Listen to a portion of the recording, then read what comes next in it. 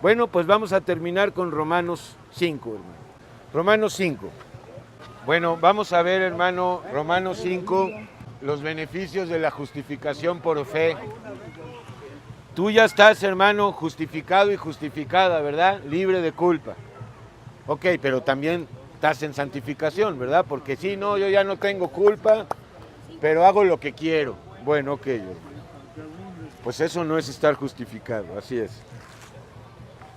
Ya estás en Romanos y vamos a ver el ejemplo de Adán y de Yeshua, al cual se le conoce también como el segundo Adán.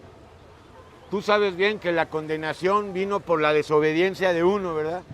Pero la salvación también por uno, hermano. Adán y Yeshua. Ok, vamos a ver. Y a la luz de la revelación de los cainitas, ¿verdad? También, muy importante. Bueno, ahora pues justificados pues por la fe, en el capítulo 4 quedó claro que no es por obras de la ley, ni por obras humanas, sino por la fe, punto. Esto es lo único que te justifica. Creo en la sangre de Dios vertida para mi justificación, libre de culpa. Pero trabajas ya para Él, ya le perteneces, caminas con Él, si no, no aplica esa justificación. Justificados pues por la fe tenemos paz para con Dios. ¿Quién hizo esta paz? Él. Él es el sacrificio de paz. Él fue el sacrificio de paz. Punto. Así es, tenemos perdón de culpas. Paz para con Dios por medio del Mesías, ¿verdad? El cual es Dios manifestado en carne. Porque también tenemos entrada por la fe a esta gracia, a esta vida, por gracia, por la fe, ¿verdad? Confiado en que el Mesías tiene cuidado de ti, que nunca te va a desamparar, que va a prosperarte, multiplicarte. Tenemos entrada por la fe a esta gracia en la cual estamos firmes. Pablo mismo recomienda en todas sus cartas estar firmes en la fe, en la gracia, en el amor de Dios, no dubitando, no a medias, firmes, convencidos, no dubitando, no titubeando, firmes, y nos gloriamos en la esperanza de la vida eterna, ¿verdad? ¿Quieres gozarte en algo? Gózate en la promesa de vida eterna. ¡Qué maravilla, hermano! Y no solo esto, sino que también nos gloriamos en las tribulaciones. ¿Cuáles tribulaciones? En las pruebas, claro, hermano, que pasamos para poder crecer y conocer más a Dios. ¿Producen gozo las tribulaciones? Sí, hermano, sí. Ok, hermano, al final del día sí, porque crecemos. A lo mejor en el momento, pues no tanto gozo, ¿verdad? Pero cuando ya ves que ya creciste un poquito más, que ya estás más capacitado para el amor del perdón, dices, pues sí, ok, sí valió la pena, perfecto. Sabiendo que las tribulaciones producen paciencia, hacen que crezca no solamente la paciencia, todo el fruto del Espíritu Santo. ¿Cómo aprendemos a ser pacientes? Pues en las tribulaciones, hermano, en las pruebas, no conozco otra. ¿O hay alguna escuela de paciencia que nos enseñen la paciencia? No hay, perfecto, solo la de Yeshua. Sabiendo que la tribulación produce paciencia y la paciencia prueba y la prueba esperanza, también Santiago desarrolla esta idea. La prueba hace que crezca la esperanza de vida eterna. Ahora, la esperanza es poder, ¿verdad? Perfecto, hermano. Y la esperanza no avergüenza, no debe de avergonzar, ¿verdad? ¿A la criatura vieja le avergüenzan las cosas de Dios? Claro que sí, hermano, sí. Porque el amor de Dios ha sido derramado en nuestras almas por el Espíritu Santo que nos fue dado, ¿verdad? El amor de Dios, ¿dónde fue derramado? Ahora, el amor de Dios y el Espíritu Santo es lo mismo. Sí, es lo mismo, es exactamente lo mismo. El Espíritu Santo es espíritu de amor, entonces es lo mismo. Porque el Mesías, cuando aún éramos débiles, a su tiempo murió por los impíos. ¿Débiles para qué éramos? Para justificarnos, para salvarnos, para hacer algo bueno.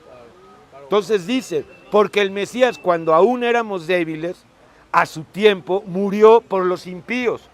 ¿Cuáles impíos? Todos, ok, murió por todos, mas no es para todos. Ciertamente apenas morirá alguno por un justo, con todo pudiera ser que alguno osara morir por el bueno. ¿Ves la ironía, verdad? ¿Cuál bueno? Dice aquí, osara morir por el bueno. Bueno, pues ¿cuál bueno? Entonces, esto es lo magnificente de Yeshua, que el bueno murió por los malos. Porque hay muchos que, no, pues yo morí por mi hijo, yo fui escudo, yo di mi vida, ¿verdad? Bueno, pero además tú no le puedes dar vida eterna a nadie, ni vida nueva a nadie. Por eso Pablo esgrime este argumento que pudieran algunos presentar, ¿no? Dice, con todo, pudiera ser que alguno osara morir por alguien, ¿no? Han habido estos casos, ¿no? De héroes que se entregan, se inmolan, ¿o no? Pero ¿y eso qué? ¿Es un pecador muriendo por un pecador? No, aquí lo increíble es que un justo, el único, muriendo por pecadores, no un pecador por un pecador. Eso no da vida nueva ni perdón de pecados. Punto. No, pues yo le di mi órgano, mi páncreas. Además, produce orgullo, ¿verdad? Ok, hermano. No, así es, hermano. Ok, entonces, mas Dios muestra su amor para con nosotros en que siendo malos, Cristo murió por nosotros, el Mesías. Siendo malos. O sea, increíble, hermano. Pues mucho más estando ya justificados por medio de su sangre, por la fe en su sangre, por él seremos salvos de la justicia o de la ira venidera. Ok, de la segunda muerte. Aquí se refiere a la segunda muerte. Porque si siendo enemigos, éramos enemigos de Dios. Así es, hermano. Y el que hace su voluntad o se hace amigo del mundo, también se hace enemigo de Dios. No puede ser amigo del mundo y amigo de Dios. Así es, hermano. Dice, porque si siendo enemigos fuimos reconciliados con Dios por la muerte del Mesías, mucho más estando ya reconciliados, seremos salvos, pero no siempre salvos, ¿ok? Por su vida, salvos, pero eso no quiere decir que ya, pues que ya no puedes caer, o que no puedes perder la salvación. Y no solo esto, sino que también nos gloriamos en Dios por el Señor nuestro y Jesucristo, por quien hemos recibido ahora la reconciliación, pues para eso vertió su sangre, ¿verdad? Para reconciliarnos y ahora tenemos amistad con Él. Y vamos a ver el último pasaje que nos habla de Adán y de Yeshua. Muy importante entender esto. Y es muy importante que se lo expliques también a los judíos, porque los judíos saben de Adán, creen en ese libro. Perfecto. Por tanto, como el pecado entró en el mundo por un hombre, bueno, por un hombre y una mujer, ¿verdad? ¿Quiénes? Adán y Eva. Y por el pecado la muerte. ¿Qué trajo la muerte? ¿Qué entró primero? El pecado. Y luego la muerte, perfecto. Pero primero la muerte espiritual y luego la muerte física, perfecto. Así es. Y por el pecado la muerte, así la muerte pasó a todos los seres humanos. Entonces la muerte no es normal, como dice Satanás, ¿verdad? Es la ley de la vida. No, es la ley del pecado. Perfecto. Dice, así la muerte pasó a todos los seres humanos por cuanto todos pecaron, ¿verdad? El simple hecho de estar en un cuerpo de muerte, pues es un indicio y un criterio y una prueba de que somos pecadores, ¿verdad? Ok. Adán nació sin pecado, perfecto, pero lo adquirió. El único que nació sin pecado y nunca lo adquirió porque era imposible, el Mesías, claro, hermano. Pues antes de la ley, acuérdate que puso el ejemplo de Abraham en el capítulo anterior, el cual creyó en Dios sin ley y le fue contada esa fe por justicia. Antes de la ley había pecado en el mundo, ¿verdad? Pero no había una ley que juzgara el pecado. Entonces por eso fue la introducción de la ley, para que se pudiera no solamente conocer el pecado, sino juzgar a los pecadores. Perfecto. Antes de la ley había pecado en el mundo, pero donde no hay ley no se puede inculpar de pecado. No obstante, aunque no había ley, morían, ¿verdad? Adán y Noé, todos murieron, no había ley, pero había muerte y había pecado. Perfecto, hermano. Lo que no había era ley que pudiera juzgar al pecado. No obstante, reinó la muerte desde Adán hasta Moisés. ¿Por qué dice hasta Moisés? Porque con Moisés entró la ley. Dice, no obstante, desde Adán, que entró la muerte y el pecado, hasta Moisés, hubo pecado y hubo muerte. Lo que no había era ley. Ahora, la ley fue introducida y para que el pecado sobreabundara. Aquí lo va a desarrollar él. Así es. No obstante, reinó la muerte desde Adán hasta Moisés, aún en los que no pecaron a la manera de la transgresión de Adán.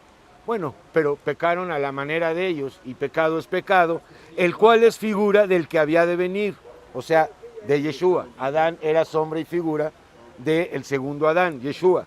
Dice, pero el don no fue como la transgresión. Escucha esto, hermano, porque si por la transgresión de aquel uno, o sea, de Adán, transgredió, ¿verdad? No obedeció a Dios. Luego cayeron. Dice, si por la transgresión de aquel uno murieron los muchos, todos, ahora, toda la simiente de él, pero también los cainitas, ¿verdad?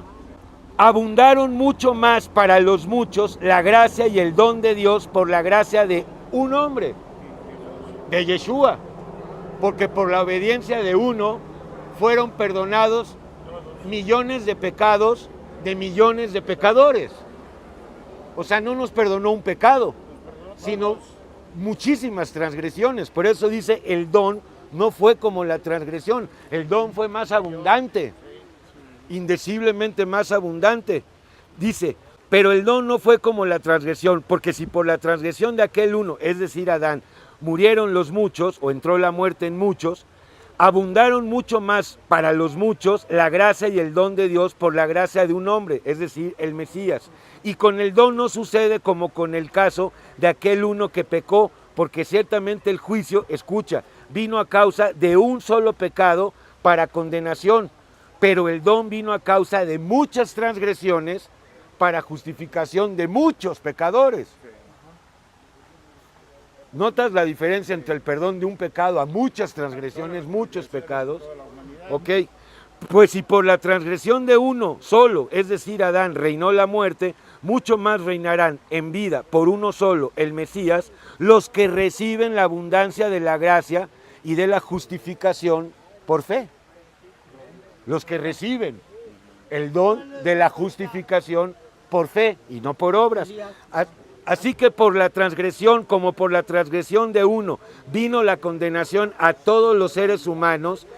Es que ya vamos a acabar. De la misma manera, por la justicia de uno, es decir, de Yeshua, vino a todos los hombres la justificación de vida. ¿A todos o nada más a la simiente de Adán? Nada más, ok. Si no lo entiendes así, se te va. Porque así como por la desobediencia de un hombre los muchos fueron constituidos pecadores, toda la simiente de Adán, los cainitas ni qué decir, así también por la obediencia de uno los muchos son constituidos o serán constituidos justos, o mejor dicho, serán justificados por medio del Mesías. Pero la ley se introdujo para que el pecado abundase. Para poder recibir la gracia. Ok, Claro. ok, hermano, porque la ley produce ira, y entre más ley te sigas, más pecado va a haber, hermano, lo va a detonar, así es. Mas cuando el pecado abundó, sobreabundó la gracia. Ahí ya habla de Yeshua, ¿verdad? El pecado sobreabundó de tal manera que al autor de la vida lo crucificaron. Imagínate lo que puede causar la ley. ¿Y quién realmente entregó a la muerte a los judíos, a Dios? Los judíos. ¿Por qué? Porque quebrantaba la ley. Tú sabes que Pilato quería lavarse las manos, no tenía la autoridad ni era el plan de Dios, pero quienes entregaron a la muerte fueron no tanto los judíos, sino los dirigentes judíos, al Sanedrín. ¿Por qué? Porque transgredía la ley. Entonces, la ley hace que el pecado sobreabunde, ¿verdad? Por increíble que parezca, pero no porque la ley sea mala. No, porque está malentendida. No, sino porque nosotros estamos vendidos al pecado. Perfecto, hermano. Pero la ley se introdujo para que el pecado abundase, mas cuando el pecado abundó, sobreabundó la gracia. Para que así como el pecado reinó para muerte, así también la gracia reine por la justicia para vida eterna, mediante el Señor nuestro, el Mesías Yeshua. Entonces, más claro no puede ser, ¿verdad? Vamos a dar gracias, hermano, y nos vemos el día 28, primero Dios.